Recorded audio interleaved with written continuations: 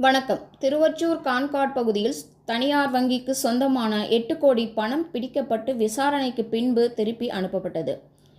தமிழகம் முழுவதும் தேர்தல் நடைபெறுவதை முன்னிட்டு தேர்தல் பறக்கும் படையினர் பணப்பட்டுவாடாவை தடுப்பதற்கு துணை வட்டாட்சியர் மற்றும் காவல்துறையினர் தலைமையில் பாதுகாப்பு பணியில் ஈடுபட்டு வருகின்றனர்.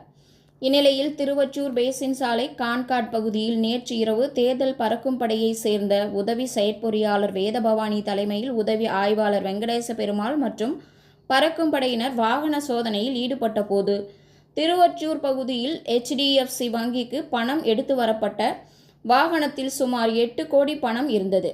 இதனை அடுத்து வாகனத்தை திருவொற்றியூர் மண்டல அலுவலகத்திற்கு எடுத்துச் செல்லப்பட்டது.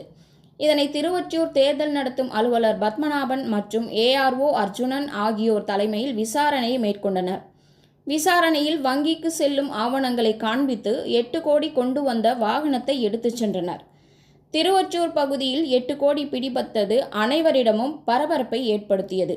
மேலும் வங்கிக்கு கொண்டு வரப்பட்ட பணம் என்ற பிறகு பரபரப்பு நீங்கியது.